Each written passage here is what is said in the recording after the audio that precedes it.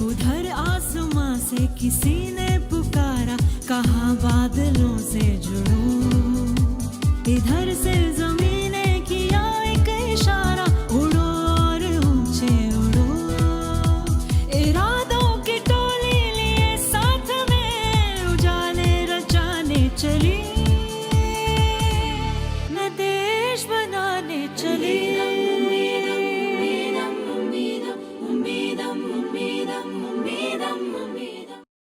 जाने कैसा जादू है उस आवाज में, कान सुनते हैं और दिल महसूस करता है। ऐसा लगता है जैसे कोई कर रहा हो हमसे ही हमारी बात, सामने ना होकर भी हो जाती है जैसे किसी अपने से ही मुलाकात। रेडियो एफएम की दुनिया भी कमाल है, जिसने हर विषय पर, हर मुद्दे पर, देश के हर कोने में हर आमो खास को जोड़ा है। आवाज की इस बेनायाब दुनिया की क्या तारीफ करूं, निशब्द हूं, मौन हूं और तारीफ का हर शब्द थोड़ा है। नमस्कार, आप देख रहे हैं अपना आसमां और आपके साथ मैं हूं दीक्षा कोहली। आप सभी का हार्दिक स्वागत करती हूं।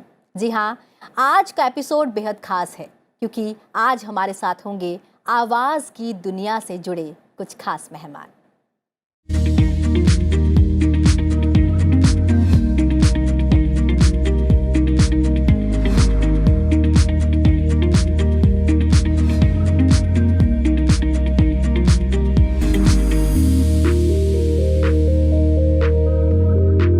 कमाल है रेडियो जॉकी की दुनिया भी। जी हाँ, संयुक्त राष्ट्र रेडियो की शुरुआत 13 फरवरी 1946 को हुई थी। भारत में रेडियो क्लब की शुरुआत 1923 से हुई। रेडियो क्लब ऑफ बॉम्बे ने जून 1923 में अपना पहला कार्यक्रम प्रसारित किया। भारत में रेडियो प्रसारण की शुरुआत 1927 में हुई। 23 जुलाई 1927 को मुंबई में पहला रेडियो केंद्र शुरू हुआ। 1930 में भारतीय प्रसारण सेवा का परिचालन प्रारंभ हुआ। 1936 में भारतीय प्रसारण सेवा का नाम बदलकर ऑल इंडिया रेडियो कर दिया गया। जी हां, आजादी की लड़ाई में रेडियो की अहम भूमिका रही है। साल 1936 में भारत में ऑल इंडिया रेडियो की स्थापना हुई थी। हालांकि आजादी के पहले तक रेडियो में केवल पुरुष न्यूज रीडर्स ही हुआ करते थे। आखिरकार साल 1947 में देश को उसकी पहली महिला न्यूज रीडर मिली, जिनका नाम था सईदा बानो। आजादी के समय भारत में 6 रेडियो स्टेशन थे। 90 के दशक की शुरुआत के अंत में देश में निजी रेडियो चैनलों की जमीन तैयार होने लगी। बदलते वक्त के साथ रेडियो ने भी अपना स्वरूप बदला। वर्ष 2001 में देश का पहला निजी एफएम चैनल शुरू हुआ। वर्तमान में सार्वजनिक, निजी और सामुदायिक रेडियो का प्रचलन भी बढ़ा है। हालांकि आज स्थिति बिल्कुल जुदा है। वो पहले वाली स्थिति नहीं है। आज सुबह उठने पर चाय की प्याली के साथ मॉर्निंग न्यूज हो या सुबह की हर ताजा बात, ऑफिस जाने के समय गाने सुनने हो या ट्रैफिक का हाल जानना हो, और रात को सोने से पहले पुराने नगमे सुनने हो या करनी हो आपके जीवन से जुड़ी कोई भी बात, रेडियो या एफएम आपके हर दिन का साथी है। तो आवाज की इस दुनिया में पुरुष और महिलाएं दोनों कंधे से कंधा मिलाकर काम कर रही हैं। सभी का मनोरंजन और ज्ञानवर्धन भी कर रही हैं। तो चलिए आज अपना आसमां में बात करते हैं महिला रेडियो जॉकीज के साथ, और बिल्कुल भी समय नहीं गवाते, रूबरू होते हैं अपनी आज की मेहमान के साथ। मेरा नाम मेरी पहचान में। नमस्कार, अपना आसमां में मैं हूं नीति शुक्ला आपके साथ। मेरी आवाज़ ही मेरी पहचान है और मैं एक रेडियो जॉकी और वॉइस ओवर आर्टिस्ट हूं। बहुत बहुत स्वागत है मैम आपका। थैंक यू जी। नमस्कार, अपना आसमां में मैं आरजे रेखा और आपकी अपनी दोस्त आरजे रेखा, जिसे आप इस तरह हमेशा रेडियो पर सुनते हैं। बहुत बहुत आपका हार्दिक धन्यवाद करती हूँ कि आज आपने मुझे इस चैनल पर बुलाया। बहुत खुश हूँ मैं आज यहाँ आकर। बहुत बहुत स्वागत है मैम। जी मैम। नमस्कार, मेरा नाम है आरजे सिमरन और मैं बहुत ही स्पेशल थैंक्स देना चाहती हूँ क्योंकि ज़िंदगी भर कैमरे के पीछे रहे, कैमरा कभी ऑन ही नहीं रहा, और आज because of this very special show हम कैमरे के सामने आए हैं, मेकअप करके आए हैं, नहा धोकर पाउडर लगा कर आए हैं। Thank you so much for calling us here. I am very excited. बहुत बहुत स्वागत है मैम आपका भी। और इसी के साथ हमारे साथ स्टूडियो में मौजूद है युवती शक्ति, जो दिल्ली विश्वविद्यालय के अलग अलग कॉलेजेस से आज हमारे बीच मौजूद हैं, अपनी बात रखेंगी और अपना सवाल पूछेंगी। बहुत बहुत स्वागत है आप सभी का। जी हाँ, आपको मैं बिल्कुल नहीं भूल सकती। मुझे पता है बिल्कुल सही समय पर टीवी सेट के उस पार आप बिल्कुल टीवी के सामने मौजूद हो जाती हैं, क्योंकि आप जानती हैं कि आपका अपना शो, अपना आसमां का समय हो गया है। आप सबका भी बहुत बहुत स्वागत है। तो चलिए करते हैं शुरुआत आवाज़ की इस दुनिया की और जानते हैं इन्हीं का सफ़र, इन्हीं की ज़ुबानी, इनकी कहानी। नीति जी, आपसे मैं शुरुआत करती हूँ। आपने जब सोचा कि आपको अपने जीवन में रेडियो जॉकी बनना है, आवाज़ की दुनिया से जुड़ना है, आपने कहा मेरी आवाज़ ही मेरी पहचान है। जी। तो इस पहचान के बारे में आपने कब जाना कि यही आपकी असली पहचान होगी? एक्चुअली क्या होता है ना कि कई बार डेस्टिनी हमें कुछ सिग्नल्स देती है, कुछ रास्ते बनाती है, वो हमें बाद में समझ में आता है। तो मेरा बचपन से कोई प्लान नहीं था रेडियो जॉकी बनने का, और घर पे भी ऐसा माहौल था कि पापा कहते थे तुम्हें पीसीएस की तैयारी करनी है। मैं एक साइकोलॉजिस्ट बनना चाहती थी, तो मेरा साइकोलॉजी सब्जेक्ट था और पढ़ाई चल रही थी। बट समहाउ कुछ हुआ ऐसा कि एमए में मेरा फॉर्म रिजेक्ट हो गया, कोई टेक्निकल एरर या कुछ है, और मैं इतनी डिप्रेस हो गई कि जो बचपन से सोच रही थी वो अब नहीं हो सकता है। तो वहाँ से खुद को डिस्ट्रैक्ट करने के लिए, मेरी सिस्टर रेडियो में अनाउंसर थी, तो मैंने थोड़ा सा रेडियो आना जाना स्टार्ट किया और देखा कि हाँ ये कुछ एक अलग सी फील्ड है, अच्छा लग रहा है। तो मैंने शुरुआत में ऑल इंडिया रेडियो इलाहाबाद से शुरू किया। उसके बाद कुछ टाइम बाद लगा व्हाट नेक्स्ट, वही रोज वही प्रोग्राम, तो मुझे लगा कि अब आगे क्या। तो मैं दिल्ली आ गई ऐसे ही। पापा वाज वेरी स्ट्रिक्ट कि नहीं नहीं, ऐसे अकेली लड़की कैसे दिल्ली जा कर के अकेले रहेगी। तो थोड़ा सा उनको बहुत कन्विंस करना पड़ा। मम्मी ने बहुत सपोर्ट किया, और उसके बाद फिर मैंने यहाँ आकर फिगर आउट किया, और मैं ऑल इंडिया रेडियो यहाँ पर दिल्ली में गई थी ये देखने के लिए कि क्या मैं ट्रांसफ़र ले सकती हूँ so that I can survive on my own, और मैं इस तरह से कर सकूँ। लेकिन वहाँ पर एक लंबी सी लाइन लगी थी और कई सौ लोग थे, और मैं उस पता चला, मैंने कहा ये किस चीज़ की लाइन है, तो रिसेप्शन पे उन्होंने कहा कि ये एफएम गोल्ड के फॉर्म मिल रहे हैं। मैं भी उस लाइन में लग गई, और उस डे का वो आखिरी दिन और आखिरी फॉर्म था जो वो मुझे मिला है। मैं फॉर्म लेने नहीं गई थी। करीब 1000 लोगों ने ऑडिशन दिया, 9 लोगों का सिलेक्शन हुआ था, and I was one of them. और यही लगता है कि शायद ये डेस्टिनी है। मुझे याद है कि सर ने पूछा था कि आप तो इलाहाबाद में रहते हैं, आप कैसे करेंगे। मैंने कहा सर मैं आ जाऊंगी, और मुझे पता था कि शायद पापा नहीं अलाउ करें, मैं नहीं आ सकती हूँ। लेकिन सिलेक्शन भी हुआ, मैंने ट्रेनिंग भी की, और फिर ऐसा मैं यहाँ पर सेटल हो गई कि फिर कभी वापस जाना नहीं हुआ, और यहीं का। क्या बात है। अब मेरा सवाल आपसे आरजे रेखा, आप बनेंगी आरजे, और बतौर आरजे आपने खुद को कब देखा? दरअसल मैं जब छोटी थी तो ऐसा कोई प्लान नहीं था कि मैं आरजे बनूंगी। मुझे लगता था कि मैं फ़ौज में जाना चाहती थी, आर्मी में ज्वाइन करना चाहती थी, और हमेशा मैं सपने में भी देखती थी कि मैं बॉर्डर पे हूँ और गन से मैं सामने शूट कर रही हूँ। लेकिन जब धीरे धीरे पता चला कि उस फील्ड में गर्ल्स के लिए उतना स्कोप उस वक्त नहीं था, क्योंकि हमारे जवान भाई खुद सामना करते हैं दुश्मन का, तो लड़कियों को वो वहाँ नहीं जाने देते थे, ये कह सकते हैं। और धीरे धीरे हालांकि इस फील्ड में भी काफ़ी कुछ बदलाव आया है, बट जो बचपन में फिर मैंने सोचा कि नहीं, अगर ये फील्ड नहीं तो फिर क्या। तो पापा अक्सर, हमारे घर के बिल्कुल पास में एक शॉप थी, मेरे पापा की ही शॉप थी, सैलून, तो वहाँ पे अक्सर रेडियो चलता था पूरा दिन इनफैक्ट। और पापा रेडियो के बहुत बड़े फ़ैन थे। इनफैक्ट मेरी नानी रेडियो की बहुत फ़ैन थी, क्योंकि उस टाइम पे रेडियो ही हुआ करता था, टीवी होता ही नहीं था। तो टीवी के साथ साथ अगर हम जुड़े होते तो शायद रेडियो से उतना लगाव नहीं होता, लेकिन रेडियो क्योंकि मैंने भी बचपन से सुना, और पुराने गानों से मेरा इतना अटैचमेंट हुआ कि मैं बचपन में ही, मुझे लगता है कि 5-6 हज़ार गाने ज़बान पे याद थे। गाने मैं सुनती रही। फिर उसके बाद धीरे धीरे पापा का मुझे कभी कभी ऐसा आता था रिप्लाई कि तुमने उस प्रेजेंटर को सुना है, वो कितना अच्छा बोलती हैं, मुझे बड़ी मीठी आवाज़ लगती है। तुमने उनको सुना है, अमीन सयानी जी थे उस वक्त, तो तुमने उन्हें सुना है, बड़ा खूबसूरत बोलते हैं, मज़ा आ जाता है उनको सुन के। तो मुझे अंदर से ना ऐसा लगता था कि यार हमेशा मेरे पापा दूसरों की तारीफ करते हैं, मेरी कब करेंगे।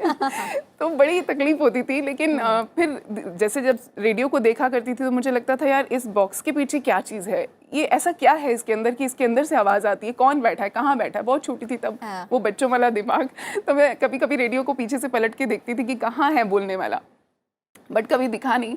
और उसके बाद जब धीरे धीरे बड़ी हुई तो पता नहीं कहाँ से एक सपना पल रहा था दिमाग में कि मुझे रेडियो जॉकी बनना है। फिर एक दिन ऐसे लगा कि यार बनते कैसे हैं, जाना कैसे है, मुझे नहीं पता था कुछ भी कि कैसे जाना है। तो मैंने एक रेडियो प्रोग्राम सुना और उस पर किसी ने मुझे बताया कि कैसे यहाँ ऑडिशंस होते हैं, कैसे आप आ सकते हैं। उस रेडियो प्रोग्राम ने शायद मेरी लाइफ बदल दी। और उसके बाद में जब पहुँची वहाँ पे ऑल इंडिया रेडियो, मैंने ऑडिशंस के लिए पता किया कि कैसे, कहाँ से क्या फॉर्म मिलेगा, क्या करूँ। तो बहुत मैंने चक्कर लगाए, मुझे नहीं पता था कि यहाँ फॉर्म कब मिलेगा, क्या है क्या नहीं। हर दिन मैं जाती थी, फिर एक दिन मैं फ़ोन नंबर लेकर आई वहाँ से और मैंने लगातार वहाँ फ़ोन किए, लगातार। मैं जॉब करती थी एक हॉस्पिटल में, तो वहाँ कभी कभी मुझे टाइम मिलता था अपने काम के साथ साथ, और मैं लगातार फ़ोन करती थी बार बार, हर दिन, हर 2 दिन छोड़ के, कि कब फॉर्म निकल रहा है, मुझे प्लीज़ बताइए। तो एक दिन पता चला कि फॉर्म है वहाँ पर, आप आ सकते हैं। जब मैं वहाँ पहुँची, मैंने ऑडिशन दिया, बट मेरा ऑडिशन क्लियर नहीं हुआ था। तो मुझे बड़ी तकलीफ हुई कि ऑडिशन हुआ ही नहीं क्लियर, और एक्चुअल में मुझे कुछ नहीं पता था उस फील्ड के बारे में। मेरे लिए वो सब कुछ बिल्कुल नया था कि मैं वहाँ पे कैसे काम करूँगी, क्या करूँगी। तो जो कुछ मैंने किया, मुझे पता है कि वो बहुत बेकार किया था। उसके बाद मुझे उसी फील्ड के कुछ लोगों से मिलने का मौका मिला, लेकिन उस दिन वहाँ पे तो उन्हीं में से किसी एक ने मुझे थोड़ा गाइड किया कि देखो इस तरह से तुमको स्क्रिप्टिंग करना होता है, और ऐसे तुम्हें बात करना होता है, ऐसे लिखना होता है। तो वो चीज़ों से मुझे काफ़ी सपोर्ट मिला, और मैंने उसके बाद कोशिश की कि मैं दोबारा से एक बार ऑडिशन दूँ। फिर 2-3 साल वेट किया, उसके बाद फिर से ऑडिशन दिया, और फाइनली मैं वहाँ पहुँच गई। और जिस दिन मेरा ऑडिशन था, मुझे पूरा यकीन था कि आज मेरा सिलेक्शन हो जाएगा। हालांकि उन्होंने कहा कि 1 हफ्ते के बाद हम आपको बताएंगे, बट जैसे ही मैंने घर पे कदम रखा, 15 मिनट का डिस्टेंस था वहाँ से मेरे घर का, घर के गेट पे मैं पहुंची तो मेरे पास कॉल आया कि रेखा आपका सिलेक्शन हो गया है। तो आई वाज सरप्राइज, मुझे लगा कि किसी ने शायद मजाक किया मेरे साथ। तो मैंने कहा कि अच्छा, ऐसा तो लग नहीं रहा है कि यार सिलेक्शन हो गया है। तो कहते क्यों, यकीन नहीं था, तुम्हारा सिलेक्शन होना नहीं था, तुम्हें अच्छा नहीं हुआ था ऑडिशन। मैंने कहा बहुत अच्छा हुआ था, पर इतनी जल्दी कॉल आ जाएगा ये नहीं पता था। तो उन्होंने कहा कि इसलिए तुम्हें जल्दी कॉल किया क्योंकि जो हमारी लिस्ट में सबसे टॉप पे थे कि ये तो सिलेक्टेड है ही, तो उसको हमने सबसे पहले फ़ोन कर दिया। तो मुझे बड़ा खुशी हुई कि मैं लिटरली उस दिन ऐसे जंप कर रही थी कि मैं रेडियो पे पहुंच गई हूँ, और आज मैं उस बॉक्स के पीछे से बोलूँगी, और पापा जब मुझे सुनेंगे तो वो आज उनकी नहीं मेरी तारीफ करेंगे। तो जब मैंने फर्स्ट प्रोग्राम किया, आई वाज लाइक, ऐसे मेरे हाथ कांप रहे थे ट्रेनिंग होने के बाद भी। जब मैं ऐसे फर्स्ट प्रोग्राम किया, मैं ऐसे कांप रही थी वहाँ पे, पर जब मैंने फर्स्ट प्रोग्राम कर लिया, उसके बाद मुझे एक अलग कॉन्फिडेंस मिला। इतनी खुशी हुई कि यस, आज मैंने वो टारगेट अचीव कर लिया है जो मैंने कब से, बचपन से सोचा था कि रेडियो पे जाना है। क्या बात, बहुत मज़ा आया। अब मैं आपके पास आऊंगी आरजे सिमरन। एक फिल्म का बड़ा मशहूर डायलॉग है, जा सिमरन जी ले अपनी जिंदगी। तो इस सिमरन को उसकी आवाज की दुनिया वाली जिंदगी जीने के लिए कब घर वालों ने प्रेरित किया, या फिर वो प्रेरणा खुद से आई? किसी ने प्रेरित नहीं किया, कोई प्रेरणा नहीं आई, कोई आइडिया नहीं था, कोई प्लान नहीं था। अच्छा। मैं बेसिकली एक गांव से हूँ। हाँ। मेरे गांव का नाम है लखनऊ, और मुझे अपने गांव से बहुत प्यार है जी। जब मैं दिल्ली आई थी तो actually I had come to Delhi अपना MA इन मास कम्युनिकेशन करने, जामिया से। शाहरुख खान जहाँ के एलुमनाई रह चुके हैं। बिल्कुल। तो अब आप इमेजिन कर सकते हैं कि अगर मैं MCRC आ रही हूँ मास कम्युनिकेशन करने के लिए, तो नहीं, एक्ट्रेस बनने के लिए नहीं आई थी, मुझे फिल्म मेकर बनना था। बिल्कुल। तो मैं 95 में जब दिल्ली आई, दूर दूर तक कहीं रेडियो नहीं था। ऑफ कोर्स रेडियो सुनती थी, अच्छा लगता था। मेरे रेडियो में आने के लिए आमिर खान रिस्पॉन्सिबल है। पूछे कैसे? कैसे? क्योंकि आमिर खान की फिल्म आई थी रंगीला। रंगीला लगी हुई थी यहाँ कनॉट प्लेस में। आपका कौन सा थिएटर है, I am forgetting the name. PV नहीं, तब PVR नहीं था। मैं 95 रिवोली था, करेक्ट। रंगीला लगी थी, और हमारे जो क्लासमेट्स थे वो मेरा बड़ा मजाक उड़ाते थे कि गांव से आई है, गांव से आई है। और मैं पहली बार दिल्ली आई थी। तो उन्होंने कहा चलो इसे दिल्ली घुमाते हैं। हम लोग फिल्म देखने गए रंगीला, टिकट्स नहीं मिले, तो उन्होंने कहा अरे गाँव से आई है, चलो इसको ऑल इंडिया रेडियो घुमा दें। हम लोग ऑल इंडिया रेडियो आ गए। वी वर 5-6 ऑफ अस, और बाय चांस ऑडिशंस हो रहे थे। तो हम 5-6 लोग जो थे, हमने कहा चलो ऑडिशन दे देते हैं। फॉर्म लिया, ऑडिशन दिया, और हम 6 लोगों में से आई थिंक 2 लोगों का सिलेक्शन भी हो गया। And it was not such a big deal for me. लेकिन जब मुझे ये पता चला कि 300 रुपए मिलेंगे, तब मैं 7वें आसमान पे थी।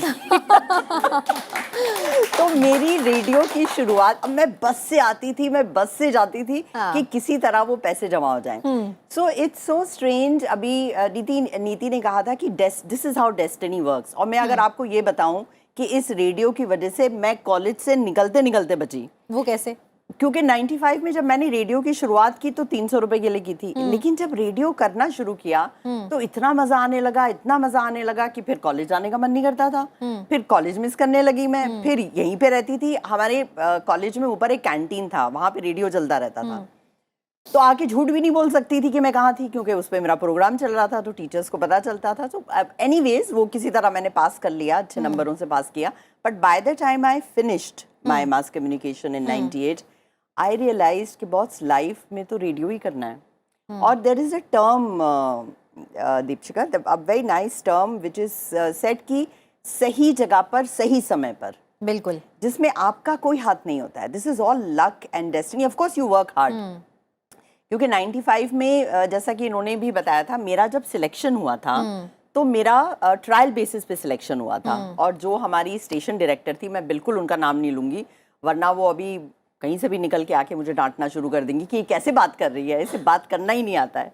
She did not like me, और उनको नहीं लगता था मैं बहुत अच्छी रेडियो जॉकी बन सकती हूँ। मैं आपको ये भी बता सकती हूँ क्यों। अब हम रेडियो जॉकी हैं तो एक्टिंग भी करना चाहिए ना। तो जब 95 में, आप तो खैर पैदा भी नहीं हुए होंगे, आप भी पता नहीं पैदा हुई होंगी कि नहीं। हमारी तो हमारे शक्ल सूरत से हमारी उम्र का पता नहीं चलता, लेकिन हम बहुत पुराने हैं, बहुत एंशिएंट है। 95 में जब मैंने रेडियो शुरू किया था, तो मैं आपको एक उदाहरण देकर बताती हूँ कि कैसे आरजेज हुआ करते थे। आरजेज ऐसे होते थे, नमस्कार, आप सुन रहे हैं संगीत सरगम। आज आप जो भी कहना चाहें, जो भी करना चाहें, मैं कहने के लिए तैयार हूँ। आपका फेवरेट गाना हम चलाएंगे, सुनते रहिए आकाशवाणी। क्या बात है। ठीक है। नहीं, ये बात नहीं है। जब मैं आई और जब मैंने अपना पहला शो किया, मैंने कहा, ladies and gentleman of the Delhi city, नहा धोकर पाउडर लगाकर छमक छलो छप्पन छुरी गुल बदन, माय नेम इज सिमरन। अच्छा, तो जब स्टेशन डायरेक्टर ने ये सुना, खलबली मच गई सब। लेकिन मैं अब बहुत ज़्यादा शुक्रगुजार हूँ अपने प्रोग्रामिंग हेड के। उस समय दीपक छिब्बर हुआ करते थे दिल्ली में, अभी भी हैं, मुंबई में हैं। मैं उनको अपना गुरु मानती हूँ। दानिश इकबाल साहब हैं, बहुत फेमस थिएटर आर्टिस्ट हैं, वो थे। तो इन दो लोगों को लगा कि इसकी मतलब ये स्टाइल एकदम डिफरेंट है। और मैं 95-96 की बात कर रही हूँ, जब FM की बस शुरुआत हो ही रही थी। तो बस उसके बाद इन लोगों ने मुझे अपना एक प्रोग्राम दे दिया। मैं सड़क सड़क पर जाती थी माइक लेकर, और मैं लोगों से पूछती थी आपके 5 फेवरेट गाने कौन कौन से हैं। तो वो अपने गाने बताते थे, मैं उनको एडिट करती थी। और आप यकीन नहीं मानेंगे, हर हफ्ते मैं वो कैसेट्स खरीदती थी, क्योंकि ऑल इंडिया रेडियो में पुराने गाने बजते थे। There was no concept of a countdown show. और मैंने कहा, यार मॉडर्न करना है, नया करना है, तो काउंटडाउन शो करना है। हर हफ्ते मैं कैसेट्स खरीदती थी। मेरा कॉलेज था जामिया में, सो जामिया से कनॉट प्लेस तक सारे कैसेट वाले मुझे जानते थे कि ये फिर झगड़ा करते थे, लास्ट आपने उनसे लिया, अब इनसे लिया। So that is how I began. अच्छा, ये आपसे ये जरूर जानना चाहूंगी कि जो ये आपकी पहली ओपनिंग थी, ये चाहे आपकी प्रोग्रामिंग हेड को पसंद नहीं आई, लेकिन लोगों का क्या रिस्पांस आया? क्योंकि लिसनर जो आपको सुनते हैं, सबसे पहला कनेक्शन तो उनके साथ होता है। आज भी जब लोग मुझसे मिलते हैं, कहते हैं, मैडम बस वो ओपनिंग करके दिखा दीजिए। Ladies and gentleman of the Delhi city, नहा धोकर पाउडर लगाकर हम आपके सामने आ गए हैं। So people really liked it, and because like I was telling you, I was at the right place at the right time. 95 मैंने FM ज्वाइन किया। 2001 में प्राइवेट FM, जैसा कि आपने अभी बताया, आया था। मैंने रेडियो मिर्ची एज प्रोग्रामिंग हेड ज्वाइन किया 1999 में, और वो रेडियो स्टेशन मैंने लॉन्च किया। क्या बात। So yes, yeah. नहा धो के पाउडर लगा रेडियो स्टेशन लॉन्च हुआ। तो अब मैं आती हूँ नीति जी आपके पास। जैसा कि आपने कहा कि आप ऑल इंडिया रेडियो तक आई, एक सफ़र आपका तय हुआ और वहाँ पर आप पहुँची और फिर एक शुरुआत हुई। असली चैलेंज तब शुरू हुआ। असली चैलेंज वहाँ से शुरू हुआ जी। लेकिन चैलेंज और चुनौतियाँ हम ज़रूर स्वीकार करते हैं, जैसा कि आपने कहा कि वहाँ से शुरू हुआ चैलेंज। लेकिन एक, जैसे कि मैम ने भी बताया, एक ना लहजा हुआ करता था, एक टोन थी। और मैंने अक्सर सुना है कि वहाँ पर पुरुष ज़्यादा इसलिए रहते थे क्योंकि उनकी आवाज़ में बेस था, बहुत ज़्यादा भारी आवाज़ थी, हर मूड को जो है वो सूट करती थी आवाज़। लेकिन एक चुनौती थी कि आपकी आवाज़ जो है वो गले से नहीं, पेट से आनी चाहिए। तो उस चुनौती को कैसे डील किया, और उसके बाद अपनी आवाज़ में वो स्टेबिलिटी रखना, वो बनाए रखना, वो कंटिन्यूटी रखना, कितना बड़ा चैलेंज रहा आपके लिए? जी, चैलेंज ज़रूर रहा, मगर मैं इस मामले में बहुत खुशकिस्मत रही कि मैं इलाहाबाद से हूँ। तो लहजे की जो आप प्रॉब्लम कह रहे हैं वो नहीं थी, क्योंकि वहाँ पे हिंदी बहुत शुद्ध बोली जाती है। बिल्कुल। तो शायद आरजे सिमरन भी एग्री करेंगे कि वहाँ पे लखनऊ से हैं, तो हिंदी और उर्दू उन्हें बचपन से उनके DNA में थी वो चीज़ें, तो ये तो हमें दिक्कत नहीं हुई। और जैसे उन्होंने छिब्बर जी का नाम लिया, तो अगर आप जितने भी अच्छे आरजेज आज बात करेंगे, तो ही इज़ द वन जो वो लेकर आए। तो मेरा सिलेक्शन भी उन्होंने ही कहा था कि आप इलाहाबाद रहती कैसे आएंगी, और उन्होंने ये कॉल लिया कि नहीं, इस लड़की को चांस दो, और उन्होंने मुझे सेलेक्ट किया। और फिर जो असली जर्नी स्टार्ट हुई कि मैंने ऑडिशन देने के पहले कभी FM गोल्ड चैनल सुना नहीं था। सो आई वाज नेचुरल, क्योंकि लोग आ रहे थे, वो एक सेट पैटर्न सुन के 2-3 बार प्रैक्टिस करके आ रहे थे, मुझे कुछ नहीं पता था। तो जो मेरा स्टाइल था वो अपना अपना ही निकला। जैसे आरजे सिमरन ने करा कि अपना एक स्टाइल लेकर आई। तो वो चीज थी कि आप अपनी तरह से बात कर रहे हो और आपको लोग पसंद कर रहे हैं। जैसे नेचुरल बात करें, रेडियो पे जनरली आकर के लोग माइक के सामने कुछ नकली बोलते हैं, कुछ ज्यादा अच्छी आवाज बनाते हैं, किसी को कॉपी करने की कॉपी कोशिश करते हैं, कोई उनके आइडल्स होते हैं। मैं जैसे अभी बात करी, मैं ऐसे ही बात करती हूँ, तो शायद लोगों को ये चीज अच्छी लगी और मैं ऐसे ही इतनी नॉर्मल, इतनी नेचुरल रहती हूँ, माइक के आगे भी, कैमरे के आगे भी। तो वो अच्छा, लेकिन जब FM गोल्ड जैसा कि आपने बोला उसकी शुरुआत हुई, लेकिन ऑल इंडिया रेडियो का एक सेट पैटर्न और उसके बाद FM का आना, एक बदलाव, मतलब कहीं ना कहीं हम अपने पेस को फास्ट कर रहे थे। जी। तो उस पेस के साथ ढलना, ये क्या कुछ चैलेंज लगा आपको? बिल्कुल चैलेंज था, क्योंकि हमें ऑल इंडिया रेडियो टाइप नहीं बोलना था, हमें FM टाइप बोलना था। अच्छा, ये टाइप भी अलग अलग था? बिल्कुल था दोनों ऑल इंडिया रेडियो। लेकिन अगर आप जिस तरह से मैं इलाहाबाद पे शो कर रही थी कि ये आकाशवाणी का चैनल है, तो वहां पर आपको बहुत ही एक सेट पैटर्न में, जैसे विविध भारती में अभी भी आप सुनते हैं, तो आपको वैसे ही बोलना होता है। लेकिन आप जब FM पे आते हैं तो आपको बहुत ही अलग तरह से नेचुरल रहकर बोलना होता है। तो वो एक चैलेंज था। तो वो करते करते कई साल गुजरे, फिर मुझे बिग FM से कॉल आया। पता नहीं कहाँ किसी ने शो सुना था, वहाँ के CEO थे मिस्टर तरुण कट्याल, तो उन्होंने शायद शो सुना, उन्हें आवाज अच्छी लगी। तो मैंने तो कभी अप्लाई नहीं करा, कुछ नहीं, ट्राई भी नहीं करा, और मुझे सीधे कॉल आता है, मीटिंग होती है, और वो फिर वहाँ से एक नई जर्नी स्टार्ट होती है। तो एक आप गवर्नमेंट चैनल के साथ काम कर रहे थे, फिर प्राइवेट का वो एक बड़ा चैलेंज था, क्योंकि वहाँ पर बहुत तरह की चीज़ें होती हैं, बहुत ज़्यादा डिमांडिंग होते हैं, आपकी रेटिंग्स आ रही होती है हर वीक। अभी गोल्ड पे तो ये सब चीज़ें नहीं थी, हम आते थे, हम खुशी से क्रिएटिव काम करते थे और हमें मज़ा आता था और हम चले जाते थे। लेकिन जब आप इधर आए तो एक नया सफ़र शुरू होता है कि आपको रेटिंग्स भी देनी है, आपको हर एक लिंक अच्छा करना है। लेकिन अगर मैं शब्दों के चयन की बात भी करूं, तो जहां पर आप पहले थी वहां पर आपको बहुत सोच समझ के सुलझे हुए शब्दों का इस्तेमाल करना था। लेकिन जब हम प्राइवेट चैनल्स में या प्राइवेट, आप जैसा कह रही हैं कि FM में आप गई, तो वहां पर एक स्लैंग लैंग्वेज होती है, स्वैग होता है। तो आप उसके साथ खुद को क्या ढाल पा रही थी? क्योंकि आप जहां से आती हैं वहां शुद्ध हिंदी का प्रयोग होता है, और अचानक से जब आप प्राइवेट FM में आती हैं तो हिंदी इंग्लिश कहीं इंग्लिश बन जाता है। जी। तो उसके साथ ढलना कैसा रहा? अच्छी बात ये रही कि मैं प्राइवेट चैनल जैसी नहीं बनी, मैंने बिग FM को ही वैसा, मेरे ही टाइम पे वो रेट्रो कन्वर्ट हो गया और उनको मेरा यही स्टाइल अच्छा लगा। तो मैंने उसको वही स्टाइल कंटिन्यू करा और मैं आराम से, शांति से ही बात करती थी। मैंने बहुत फास्ट पेस या वो चीज़ें नहीं करी, और इस तरह से ही जैसे मैं बोलती हूँ मैं वैसे ही बोलती रही। और वो पूरा चैनल, नए सॉन्ग्स आते थे तो उनको फिर वो पूरा रेट्रो कन्वर्ट हो गया। तो मेरे लिए उतनी इजी चीज़ रही कि किस्मत कहे या जो भी की, मतलब ये कहना बिल्कुल यहाँ पे जो है उदाहरण हमारे सामने है कि महिलाएं जो हैं वो ढलती नहीं, वो ढाल देती हैं जी। और वो बिल्कुल जहाँ जाती है वैसी बनती नहीं, समाज को सुधार देती हैं, उसे वैसा बना देती हैं। बहुत ही तारीफ करूंगी इस बात पे आपकी कि आपने अपने जो उसूल हैं उससे कोई भी बदलाव नहीं आने दिया और अडिग रही अपनी बात पे। आरजे रेखा, आप पर मैं आऊँगी। आपने जब शुरुआत की, आपने जैसा कि कहा कि एक लंबी जर्नी थी, पिता का सपना था, वो बहुत लोगों की तारीफ करते थे, एक प्रेशर रहता है कि हाँ हमारी तारीफ कब होगी, और फाइनली फिर आपकी तारीफ हुई। लेकिन उसके बाद फिर उसमें सस्टेन करना आपके लिए कितनी बड़ी चुनौती थी, कितने बदलाव आए? और अगर मैं टर्निंग पॉइंट की बात करूं तो जीवन में एक टर्निंग पॉइंट आता है जहां पर हम कहीं रुक जाते हैं। कभी ऐसा कोई टर्निंग पॉइंट आपने अपनी लाइफ में फेस किया? देखिए, लाइफ है और बहुत सारे चैलेंजेस आपको हर दिन मिलते हैं।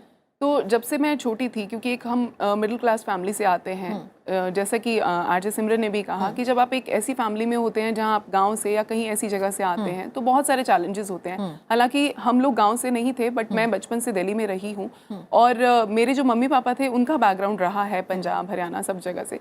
पर जो रिलेटिव्स थे उनका इतना प्रेशर होता था कि वो हर दिन आके ही बोलते थे कि यार क्यों लड़कियों को इतना पढ़ा रहे हो, लड़के नहीं मिलेंगे बराबर मैच के, तो तुम इतना मत पढ़ाओ इनको, इनकी शादी करो बहुत जल्दी से। मतलब मैं I was in 5th standard, तो मुझे ये कहा गया कि शायद 16-17 साल की तो हो गई होगी। मतलब उनकी मुझे नहीं लगता था कि वो क्या सोच के ऐसा बोल रहे हैं, बट शायद वहाँ गांव में बहुत जल्दी लड़कियों को मैच्योर फील कर लेते हैं, करा देते हैं।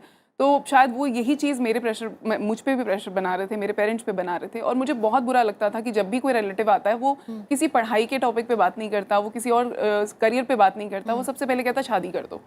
तो मुझे ना इस चीज़ का बहुत बुरा लगता था कि मुझे इस जो इन लोगों की सोच है इसे बदलना है किसी भी तरीके से।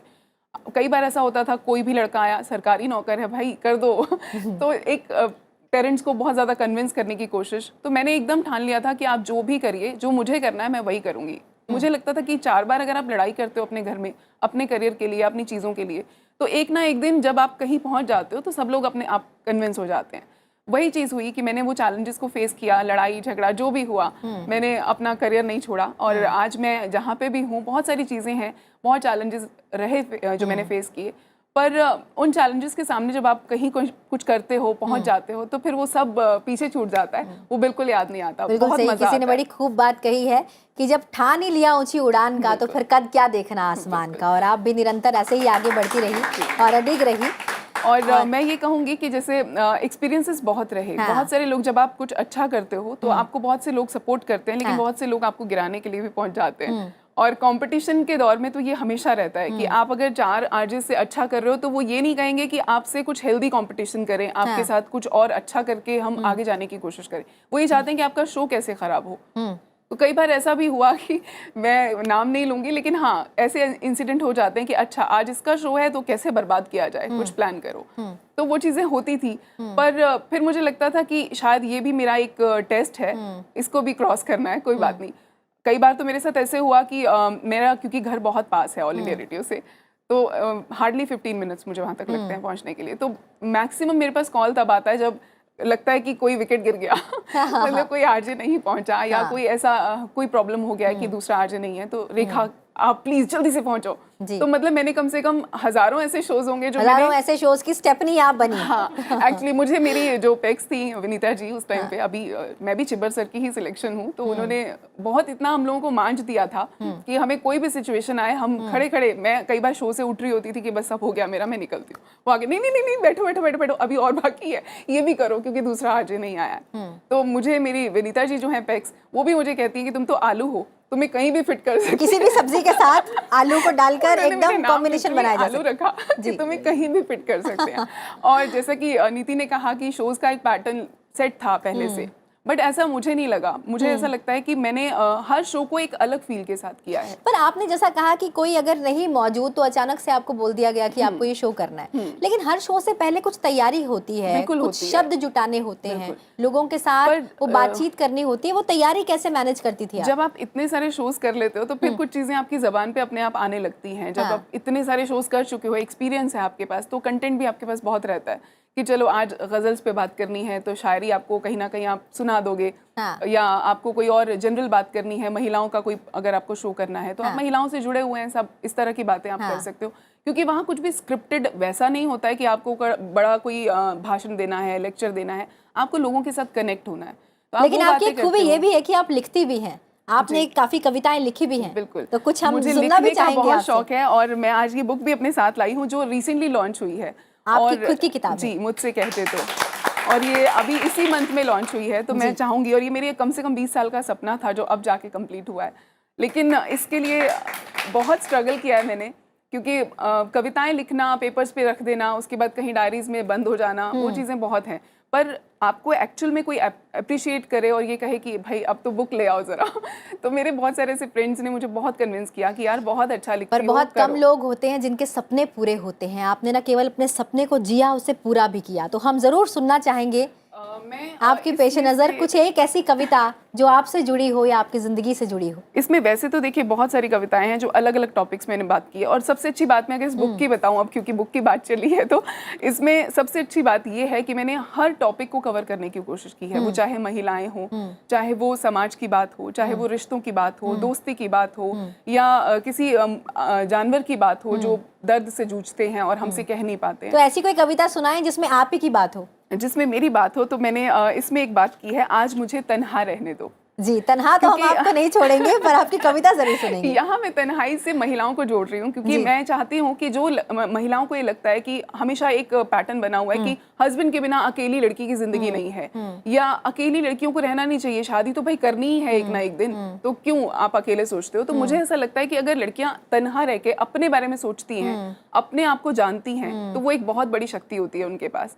तो मैंने हर उस लड़की को जो ये सोचती है कि यार किसी के सपोर्ट की ज़रूरत है, बड़ा भाई होना चाहिए या फादर होना चाहिए या हस्बैंड होना चाहिए, एक मेल फिगर को वो हमेशा सोचती हैं कि मेरे साथ रहे, तो उससे हटाने के लिए मैंने ये कविता लिखी है कि कभी कभी अपने आप को, अपनी ताकत को पहचानो।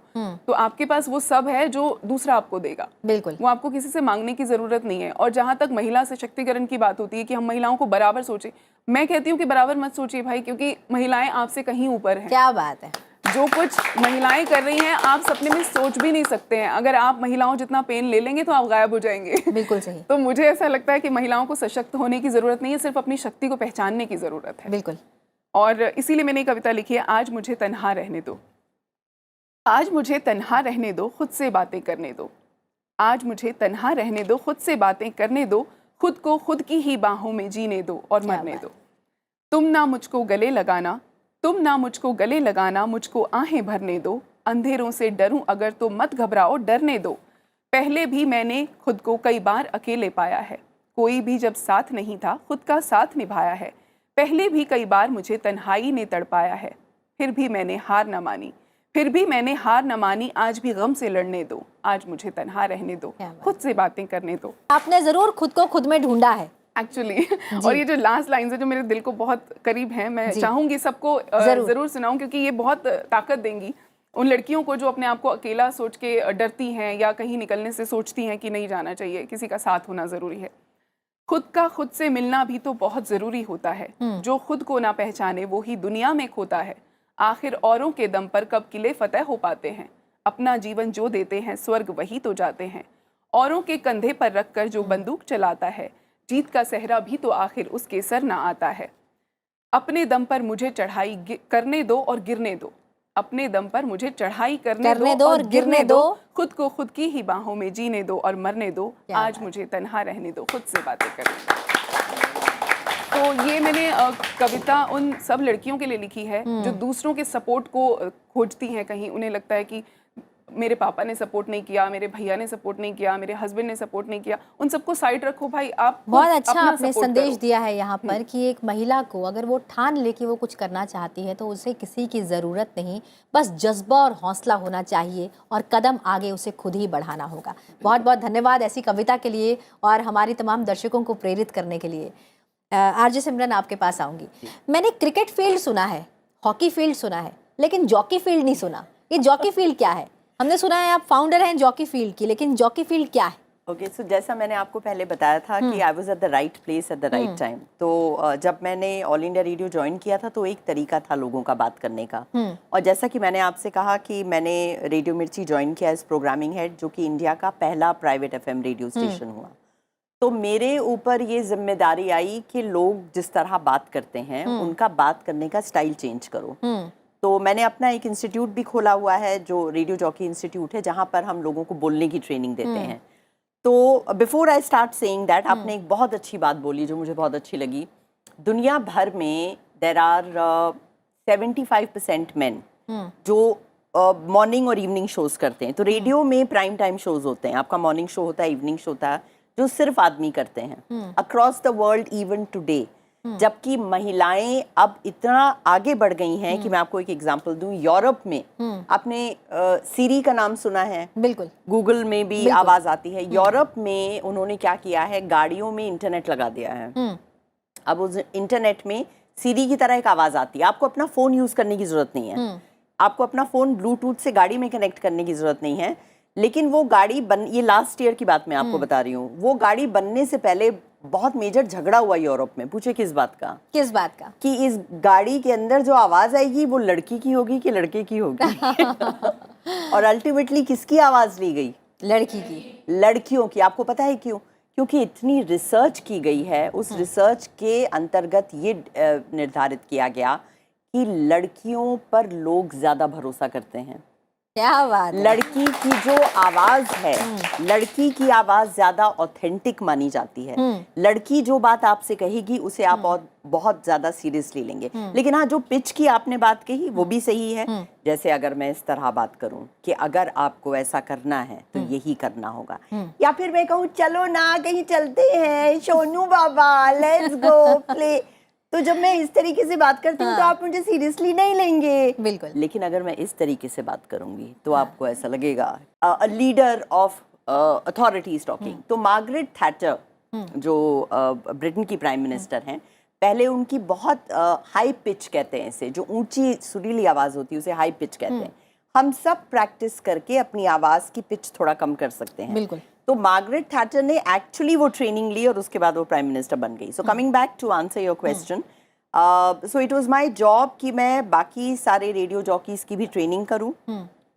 तो ये जो जॉकी फील्ड आप कह रहे हैं, ये जो बात करने का नया तरीका है, इसमें कई नई चीजें हमने जोड़ी हैं। जैसे आजकल आप सुनते हैं wind up calls, prank calls आप सुनते हैं, उसकी शुरुआत हमने करी। क्या बात। क्योंकि तब तक ये लगता था कि लिसनर्स बुरा ना मान जाएं, आप उनसे तमीज से बात करिए। जैसा मैंने आपसे कहा कि पहले बहुत तमीज से बात की जाती थी। अच्छा, और आप कह रही थी कोई आपको ऐसा इंसिडेंट याद हो, तो मुझे याद है एक इंसिडेंट कि हमारे जब मैं रेडियो मिर्ची में थी तब मैं एक शो भी किया करती थी। हमारे रेडियो स्टेशन के बाहर एक कर्नल साहब आ गए, रिटायर्ड कर्नल, बंदूक लेकर, और उन्होंने कहा बुलाओ इस आरजे सिमरन को, इसे गोली मारनी है। हंगामा हो गया, पुलिस आ गई, हमारे प्रोग्रामिंग हेड ने मुझे बाथरूम में बंद कर दिया। मैंने कहा निकलने तो दो, बात तो करने दो कर्नल साहब से। वो कर्नल साहब शुद्ध हिंदी के बहुत बड़े प्रेमी थे जी। और उन्हें ऐसा लग रहा था कि मैं हिंदी भाषा को तोड़ मरोड़ करके पता नहीं उसका क्या कर रही हूँ। और क्योंकि मैं प्रोग्रामिंग हेड थी तो वो बंदूक लेकर आए हैं, और वो इंसिडेंट आज भी रेडियो मिर्ची वाले लोग याद करते हैं। फिर उन कर्नल साहब को ये बताया गया कि ये बेचारी मेंटली ठीक नहीं है, ये इस तरह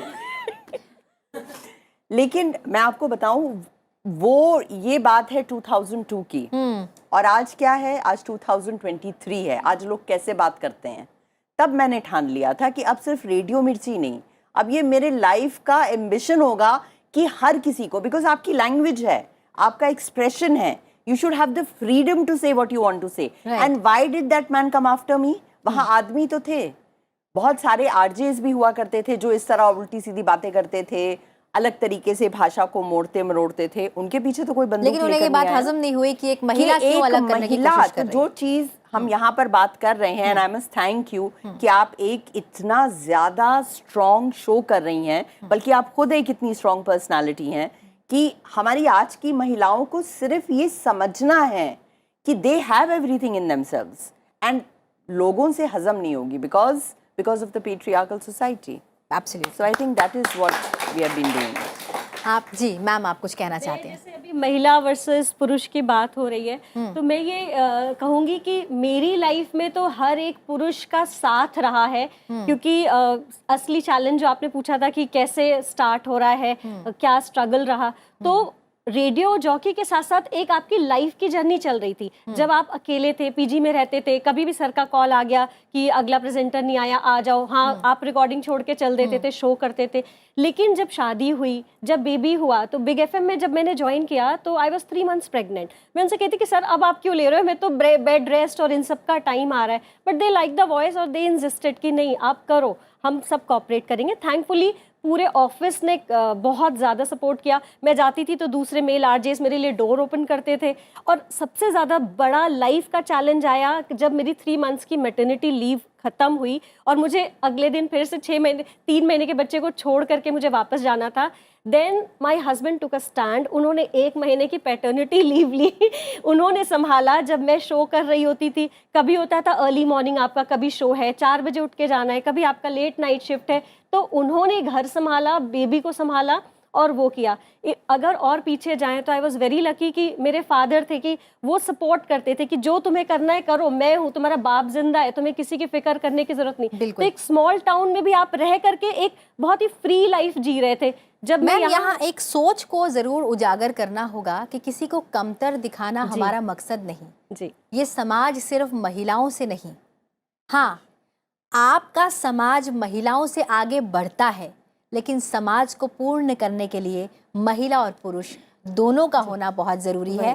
क्योंकि एक गाड़ी अगर एक स्कूटर है तो उसके 2 पहिए हैं जी। दोनों पहिए घूमते हैं तो स्कूटर आगे बढ़ता है।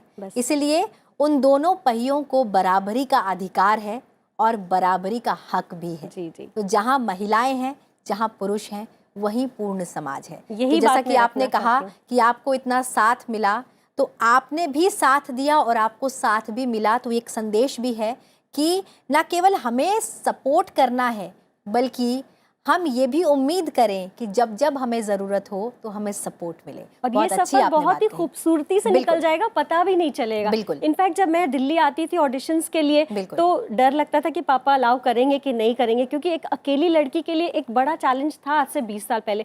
तो मेरा भाई जो कि क्लास 10th में होता था वो मेरे साथ साथ आता था कि चलो दीदी हेल्प कराते हैं, कहाँ कहाँ चलना है। तो हम दोनों फिगर आउट करते थे कि कहाँ पर ऑडिशन लेकिन के उस लिए जाना अकेली है। लड़की ने कदम बढ़ाया, कदम कदम बढ़ाया मंजिल की ओर, तभी आज मंजिल उसके सामने है। बहरहाल हमारे साथ युवती शक्ति मौजूद है स्टूडियो में, जिन्होंने आपकी बात सुनी, आपके संघर्ष की कहानी जानी। मुझे लगता है इनके कई सवाल होंगे, तो सीधे आपके पास आती हूँ और जानते हैं कि क्या आपके सवाल हैं और आप क्या पूछना चाहते हैं। जी नमस्कार मैम, मैं भारती सिंह हंसराज कॉलेज से। जैसे मैम रेखा मैम ने एक पोएट्री सुनाई, नारी के पास शक्ति होती है, बस उसे उजागर करने की है। तो मेरी स्वरचित एक पोएट्री है, जी ये है कि आया है वक्त अपना अस्तित्व पहचानने का, आया है वक्त अपना अस्तित्व पहचानने का, राह परखने का, मंजिल को पाने का। काली घटा छाई है, दिए तो जला, घूंघट में क्यों छुपी है, जरा रोशनी में आ, घूंघट में क्यों छुपी है, जरा रोशनी में क्या आ। बात है। तो मैम मेरा क्वेश्चन आपसे है कि हम बोलते हैं आरजे है, एक पैसन है या प्रोफेशन है? यानी हम कोई भी जॉब करते हैं तो हमारा पैसन कुछ और होता है, प्रोफेशन कुछ और होता है। तो आरजे मेरे अनुसार से पैसन है या प्रोफेशन है, क्या है?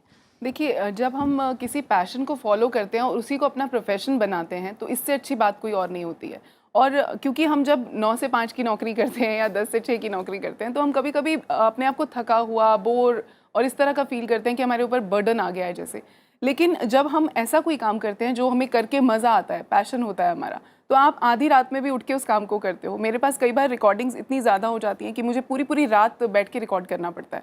सुबह मैं कई बार 8 बजे 9 बजे सोती हूँ। कभी कभी तो ऐसा भी हुआ कि 24 घंटे मैंने एक जगह पे बैठ के रिकॉर्डिंग की है, सब कुछ करके भेजा, लेकिन तब भी मुझे थकान नहीं हुई। मुझे ऐसा लगा कि यार आज मैंने जो काम किया ये बहुत ही मज़ा आया। और बार बार जब मैं उसको सुनती हूँ रिकॉर्ड करने के बाद तो इतना खूबसूरत लगता है कि चारों तरफ से आपको तारीफ़ें मिलती हैं, हर कोई आपको देख के कहता है कि वाह ये आपकी आवाज़ है, ये आपने किया है। तो आपका जो थकान होती है वो सब हट जाती है। तो मैं ऐसा मानती हूँ कि जब भी आप किसी को प्रोफेशन को चूज़ करें तो आप वो प्रोफेशन पे जाएं जो आपका पैशन हो, आप वो काम करें जो आपको अच्छा लगता हो।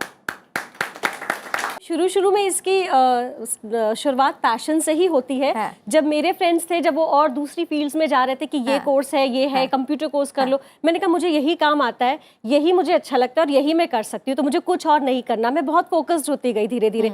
फिर वो करियर बन गया और उससे मैं पैसे कमाने लगी और अच्छा काम होने लगा।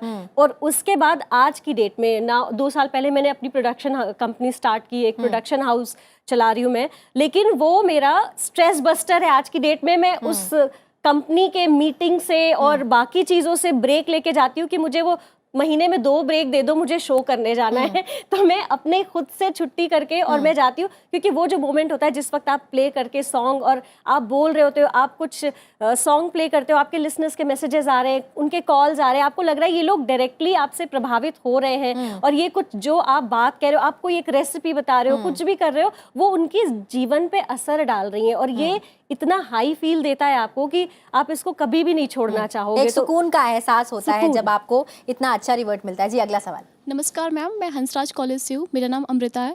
मैम मेरा सवाल सिमरन मैम से है। मैम जैसे आपने कहा कि आप गांव से बिलोंग करती हैं, तो मैम गांव से दिल्ली तक का सफ़र तय करने में आपको किन किन कठिनाइयों का सामना करना पड़ा उस दौरान? देखो, that's a very important question because हम लोग अपने बहुत सारे जो हमारे कॉम्प्लेक्सेस होते हैं उन्हें छुपा देते हैं। तो ये एक मैसेज भी है मेरा। जब मैं दिल्ली आई पहली बार तो मैंने सडनली एक नया स्टाइल देखा, लोगों का रहने का तरीका देखा। I got introduce to brands. मतलब ऐसा नहीं है कि हम बहुत ज़्यादा लोअर मिडिल क्लास और ऐसे थे, लेकिन मेरे पास 2 ऑप्शंस थे। एक ऑप्शन ये था कि मैं उनके पीछे भागूं, जो कि अक्सर हो जाता है। हम छोटे शहर से जब बड़े शहर में आते हैं तो हम एक्सेप्टेंस चाहते हैं, और एक्सेप्टेंस तभी होगा when you become like everybody around you.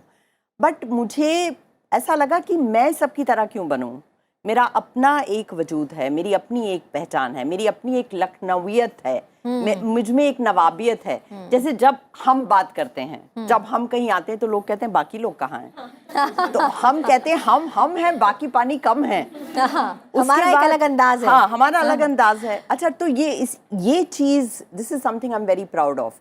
फिर जब लोगों से मिलती थी, जैसे कभी ऑटो किया या कुछ, तो मैंने कहा भैया कहीं ले चलो, तो लोग बुरा मान जाते थे कि भैया किसको बोला, हम बिहार से हैं का, हमको भैया बोल रही हैं। तो मैंने कहा नहीं सॉरी, हमारा लहजा ही ऐसा है, हमारा this is how I speak. But जो चैलेंजेस थे वो बहुत सारे थे, because it's a very different society Delhi compare to Lucknow. और अगर आप रेडियो की बात करेंगे तो कई बार लोग आपको सीरियसली भी नहीं लेते हैं, but you have to be very sure, just be confident of who you are. चाहे आप बरेली से हो या आप बैंगलोर से हो, यू आर यू, वो कोई नहीं बदल सकता। अपना स्टाइल बनाइए, अपने आप को इतना ज्यादा स्ट्रॉन्ग कर दीजिए कि कोई क्वेश्चन ही ना कर पाए। बस एक उन्होंने जो प्रोफेशन वाला सवाल पूछा था, मैं एक चीज बस आपसे कहना चाहूंगी। आपने बताया था कि रेडियो की शुरुआत हुई थी 6 चैनल से जी। आज की डेट में इंडिया में कम से कम 2500 से ज्यादा रेडियो चैनल्स हैं जी। एक रेडियो स्टेशन में अगर 150 लोगों की जरूरत है, तो आप इमेजिन कर सकते हैं कि 1300 रेडियो स्टेशन में कितने लोगों की जरूरत होगी। तो you just need to have the right training. और सिर्फ रेडियो जॉकी नहीं है, और भी बहुत सारे लोग एक रेडियो स्टेशन में काम होते हैं। रेडियो जॉकी तो एक्टर है, लेकिन डायरेक्टर्स होते हैं, प्रोड्यूसर्स होते हैं, म्यूजिक डायरेक्टर्स होते हैं। So radio is now a huge industry. और पिछले 15 सालों में radio is the only industry which has made profit, by the way. So yes, radio is growing. जैसे सबकी लाइफ में टाइम फेज आता है कि जब एक डाउन फेज आ जाता है हमारी लाइफ में, हमें लगता है कि हमारा सिलेक्शन हो जाएगा या हम एक गोल बना के चलते हैं, लेकिन वो पूरा नहीं हो पाता है। 2-3 साल बाद आपने फिर अप्लाई किया, तो 2-3 साल के बीच आपने खुद को कैसे संभाला कि उसके बाद भी आपने डिसाइड किया कि नहीं मुझे इसी फील्ड में जाना है, और उस डाउन फेज से आपका वो डाउन फेज नहीं रहा जैसे सबका हो जाता है, आपने खुद को संभाला और आप आगे बढ़ी। तो वो मैं जानना चाहूँगी कि आपने खुद को कैसे टैकल किया और कैसे उस प्रेशर को संभाला। देखिए, जब आपका कहीं सिलेक्शन नहीं होता है तो आप ये मत सोचिए कि सिलेक्शन नहीं हुआ तो यार पता नहीं क्या हो गया, ज़िंदगी ख़त्म हो गई। मुझे ऐसे लगता है कि वहाँ पे स्कोप होता है कि अभी आपको कुछ और समझने की, निखारने की ज़रूरत है। तो शायद मेरी भाषा में वहाँ कुछ कमी रही होगी, मेरे प्रेजेंटेशन में कुछ कमी रही होगी। मैंने अपने आप को एक बार दोबारा से जज किया कि मुझे क्या सीखने की ज़रूरत है। मैंने ये पाया कि एक तो भाषा के ऊपर आपकी कमांड होना तो बहुत ज़रूरी है ही, जो मेरी बचपन से थी भी। ऐसा नहीं है कि मुझे कुछ अलग से सीखना पड़ा, क्योंकि अगर आप किसी अलग सिटी से आते हो तो आपको शायद कहीं उस सिटी का लहजा हावी हो जाता है आपके ऊपर। पर अगर आप दिल्ली से हो तो दिल्ली में तो आम हिंदी चलती है। पर और आप उसके अलावा सिलेक्शन भी ना होना, क्या उसने आपको प्रेशर वही दिया? मैं चीज़ आपको बता रही हूँ कि उसने मुझे प्रेशर इसलिए नहीं किया क्योंकि मुझे पता था, कॉन्फिडेंस था मुझे कि मेरे पास भाषा है, मेरे पास बोलने का अंदाज है, सब कुछ है। पर शायद आज जो ऑडिशन मैंने दिया वो उतना अच्छा नहीं था, मैं इसे और अच्छा कर सकती हूँ, मुझे पता था। इस बीच मैंने हॉस्पिटल में जॉब किया, और मैं हॉस्पिटल में जॉब करने के साथ साथ टारगेट मेरे माइंड में वही चल रहा था। तो जॉब सिर्फ इसलिए किया कि खाली नहीं बैठना है, कुछ तो करना ही है, ये नहीं तो ये सही, बट ठीक है करते हैं। जैसे ही मेरा रेडियो पे दोबारा ऑडिशन हुआ, सिलेक्शन हुआ, मैंने थोड़ा टाइम साइड बाय साइड दोनों चीज़ें की, रेडियो भी किया, ये भी किया। पर जब मुझे इस दुनिया ने पूरी तरह से एक्सेप्ट किया कि नहीं अब तो आप यहाँ आइए, यहाँ आपके लिए बहुत स्कोप है, बहुत काम है। वॉइसिंग में हम लोग गए, सिर्फ आरजे ही नहीं होता है, उसके अलावा वॉइसिंग भी हम लोग करते हैं। एडवर्टाइजमेंट्स में आप हमारे ऐड सुनेंगे, अनाउंसमेंट्स होती हैं बहुत सारी इस तरह की अलग अलग जगहों पे, तो उसके लिए भी हमारी वॉइस आती है। तो मुझे इसके अंदर और स्कोप दिखाई दिया कि यहाँ पे मैं अपनी वॉइस का इस्तेमाल और कितने तरीक़ों से कर सकती हूँ। तो ये चीज़ें जब आप उस फील्ड में जाओगे तो आपको पता चलेगी। मैं ये मानती हूँ कि आपको डिप्रेस होने की ज़रूरत नहीं है। आप कभी भी किसी पैशन को प्रोफेशन बनाने से पहले आप एक स्टैंड बाय में कुछ और लेके चलिए, वो आप करते रहिए साथ साथ। अगर आपको लगे कि आपका पैशन आपको वो सब दे रहा है जो आपको सर्वाइव करने के लिए ज़रूरत है, तो फिर आप उसे पूरी तरह से ऑप्ट कर सकते हो। वरना पाँव रखोगे दो नाव में तो कहीं ना कहीं आपको ये डर बना रहेगा कि पता नहीं रेडियो में अगर मुझे पैसा नहीं मिला, मैं नहीं चल पाया तो क्या होगा, मैं यहाँ पे अगर नाम नहीं बना पाया तो क्या होगा। क्योंकि कंपटीशन नो डाउट बहुत है, बहुत कंपटीशन है। आपको जिस जगह पर जाने के लिए जितनी मेहनत करनी पड़ती है, वहाँ पे टिके रहने के लिए, बने रहने के लिए उससे ज़्यादा। क्योंकि आज आप जिस जगह पे हो, आज से 5 साल बाद आपसे ज़्यादा नॉलेज वाले लोग वहाँ पे आएंगे, वो भी उसी जगह उसी कुर्सी पे बैठ के आप ही की तरह शोज करेंगे। लेकिन अगर आप उनको कम्पीट नहीं कर पाते हो, अगर आप चेंजेस नहीं लाते हो अपने अंदर, अपने आप टाइम के साथ अपने आप को बदलते नहीं हो तो आप कहीं ना कहीं फील्ड से गायब हो जाते। मैम मेरा प्रश्न नीति मैम से है। मैम जैसे आपने बोला कि आपको रेटिंग्स दी जाती थी, तो मैम कभी कभी ऐसा होता होगा कि लो रेटिंग भी दी गई होगी, तो मैम आपने उससे कैसे टैकल करते हो उस चीज़ से, मतलब कि आज मुझे लो रेटिंग मिली है तो दुख तो होता ही होगा। मैं सच बताऊं तो नंबर 1 शो था मेरा तो ये वाला तो मेरा स्ट्रगल नहीं हो पाया है कि लो रेटिंग हो, लेकिन हाँ वो प्रेशर ज़रूर रहता था। आप शो करके आओ तो आपके प्रोग्रामिंग हेड, अच्छा आज क्या किया आपने, ये लिंक क्यों लिया, ये क्यों नहीं लिया, तो आप मतलब जनता से तो आप टैकल कर लेते हो, आपके ऑफिस में आपको जवाबदेही जो होती ना वो काफ़ी इरिटेटिंग होता था। क्योंकि FM गोल्ड में क्या है, हमें बहुत फ्रीडम दी जाती है, तो हम यहाँ पे तो अच्छा तैयार करके आते हैं, अच्छा बोलते हैं, वो करते, लेकिन प्राइवेट में ये लो रेटिंग से प्रॉब्लम नहीं थी प्रॉब्लम थी जो उस समय आपसे क्वेश्चनिंग होती है कि ये आपने लिया तो क्यों, ये बोला तो क्यों बोला, ये बोला तो क्यों नहीं बोला। और अच्छा एक चीज़ और मैं ऐड करना चाहूँगी, अभी रेखा जैसे वॉइस ओवर की बात कर रही थी, तो ये आरजे बनने का जो एक सफ़र है ना, सब लोग आरजे नहीं बनते, लेकिन अगर आपकी आवाज़ अच्छी है, डिक्शन अच्छी है, उच्चारण अच्छा है, तो एक वॉइस ओवर बहुत ही वास्ट फील्ड है। क्योंकि यहाँ पर इस वक्त जो लोग हमें सुन रहे हैं और शायद उनके मन में थोड़ा डाउट है कि बच्चे हैं कि वो भी ये इस फील्ड में जाना चाहते हैं, क्योंकि मैंने आरजे रहने के साथ साथ वॉइस ओवर आर्टिस्ट का मेरा करियर रहा है तकरीबन 20 साल का। शिनचैन एक सीरीज है, आप लोगों ने देखा होगा, तो उसमें नैनी चैन का एक कैरेक्टर है, वो मैंने किया है, तो मात्सुजाका मैम मैंने किया है। हाँ। डायलॉग होना चाहिए फिर। वो देखो शिनचैन आ गया ऐसे और इसमें एक मात्सुजाका लगता है ये लोग मेरी ड्रेस देखकर इम्प्रेस हो रहे हैं तो वो एक बहुत सारे कार्टून चैनल्स में, डिज्नी में, हंगामा में आप लोग मेरी आवाज़ें सुनते रहते हैं, वो इतनी ज़्यादा मॉड्यूलेट हो जाती है कि आपको ये लगेगा नहीं कि ये नीति की आवाज़ है। क्योंकि हम कभी ओल्ड लेडी बन जाते हैं, कभी हम यंग लेडी बन जाते हैं, कभी टीनेजर बन जाते हैं, कभी 4 साल की बच्ची बन जाते हैं, तो वो जो मॉड्यूलेशन के साथ आप खेलते हो वो बहुत ही ज़्यादा इंटरेस्टिंग सफ़र है और बहुत मज़ा आता है। इनफैक्ट बहुत सारे आपने एड्स देखे हैं, श्रीदेवी जी होती थी लेकिन उनका वीओ मैं कर रही होती थी क्योंकि मुझे मिमिक करने का शौक था। तो या जूही चावला हैं डाबर के, उनके कुछ एड्स हैं, तो उनके पास वीओ करने का आने का टाइम नहीं होता है, तो जनरली वो वीओ आर्टिस्ट से कराते हैं। तो मैं काफ़ी सारे उनके एड्स हैं जिनका वॉइस ओवर बैकग्राउंड में मैंने किया है, तो उनकी आवाज़ को मिमिक करके, जैसे जूही चावला का स्टाइल है, अगर आपने डर मूवी देखी हो तो सुनील मुझे बहुत डर लग रहा है, मुझे यहाँ से ले चलो प्लीज़, मुझे बहुत डर लग रहा है, तो वो उनका ये स्टाइल है।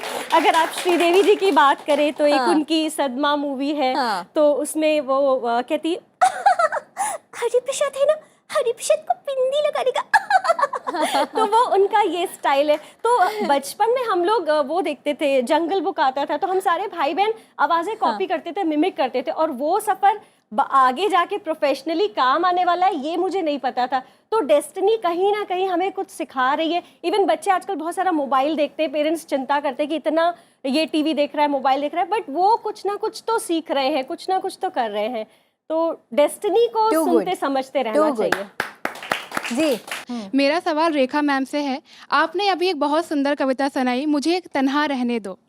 तो मेरा ये सवाल है, जब एक महिला तन्हा रहना, अकेले खुद की क्षमता से खड़ा होना शुरू करती है, तो समाज उस पे, उसके चरित्र पे कई सवाल उठाता है, तो आपने उनसे कैसे अपने आप को टैकल किया, उन चीज़ों से कैसे बाहर निकली आप? देखो, समाज को अगर आप देखते रहोगे ना तो समाज तो हर चीज़ पे आपकी उंगली उठाएगा।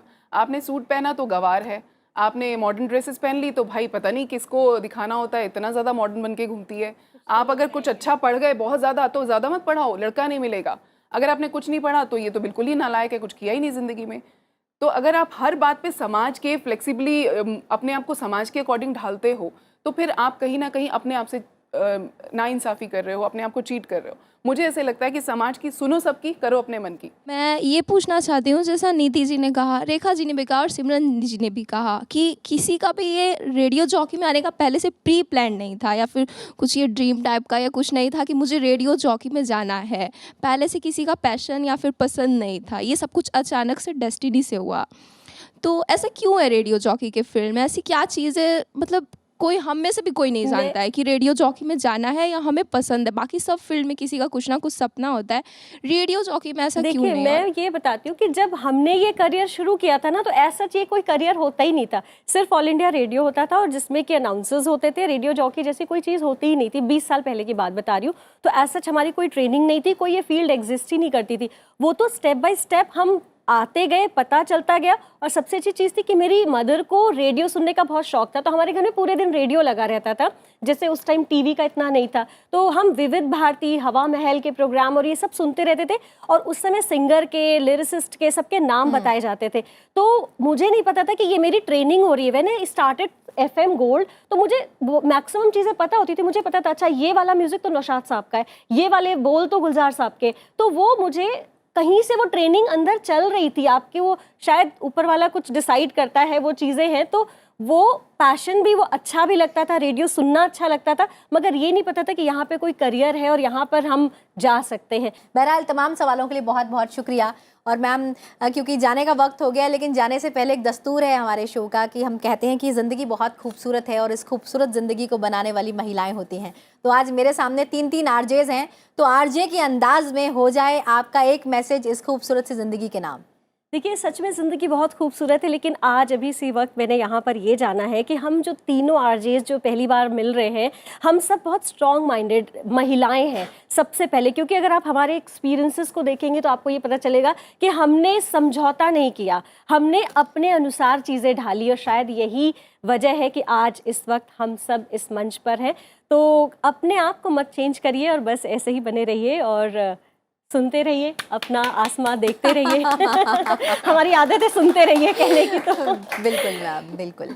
बहुत बहुत शुक्रिया इस खूबसूरत से संदेश के लिए। जी मैम, आप क्या कहना तो चाहेंगे? मैं अगर रेडियो के अंदाज में शुरू करूं तो मैं कहूँगी भाई, मौसम तो रोज़ बदलता है और अगर कुछ नहीं बदलता तो वो है आपकी और हमारी मुलाकात। और देखिए ना, जैसे ही वक्त होता है मैं हाजिर हो जाती हूँ आपके लिए गीतों का प्यारा सा गुलदस्ता लेके। और मैं हूँ आपके साथ आपकी दोस्त रेखा।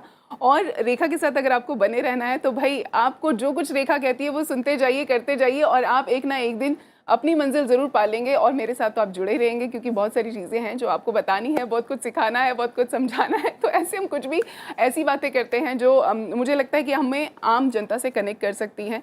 और आवाज़ से लोग हमारी एक पिक्चर बनाते हैं, एक तस्वीर बनाते हैं। जब सामने हमें पाते हैं तो कुछ और ही चेहरा नज़र आता है। तो पता नहीं कि आप लोगों ने, आज तो खैर मुझे देख लिया है, बट लोगों ने मेरी तस्वीर कैसी बनाई है। मैं चाहती हूँ कि वो एक ऐसी खूबसूरत तस्वीर हो जिसे देख के लोग इंस्पायर हों, जो कुछ सीखें, कुछ जानें, कुछ समझें और अपने आप को पहचानें। हर लड़की से मैं यही कहूँगी कि खुद को पहचानो और आपके पास जो टैलेंट है उसे निखारो और उसी के दम पे आगे बढ़ो। कहने दो जो कोई कुछ कहता है, मत सुनो। बहुत जी, आरजे सिमरन का एक संदेश। Ladies and gentleman of the Delhi city, नहा धोकर पाउडर लगाकर आपके सामने आ गई हूँ हम, माई सेल्फ। अमिताभ बच्चन बोले रहीन, अमिताभ बच्चन बोले रहीन, नो मीन्स नो। याद आया? नहीं भी आया कोई बात नहीं। अमिताभ बच्चन बोले रहे नो मीन्स नो, हम कहती हूँ यस मीन्स यस। आज अगर अपने मन में यस बोल दोगे, जो भी करना चाहोगे वो कर दोगे। याद रखना, किसी की जरूरत नहीं है। Yes means yes. यस केवल एक शब्द ही नहीं, अपने में एक वाक्य है।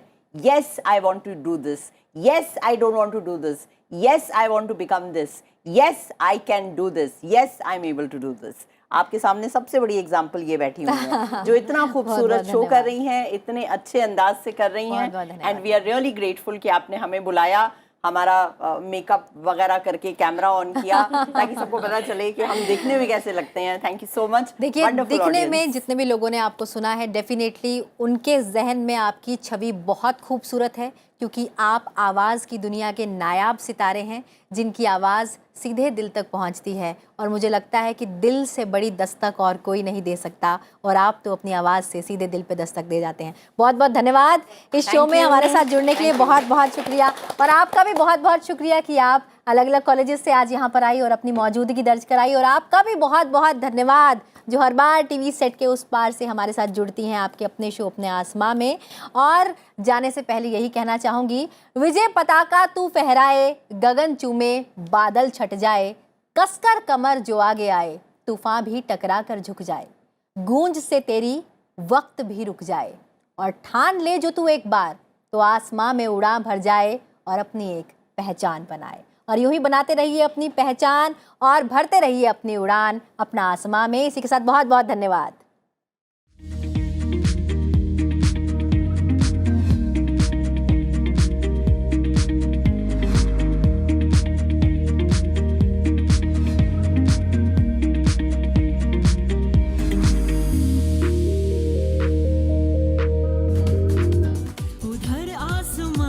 किसी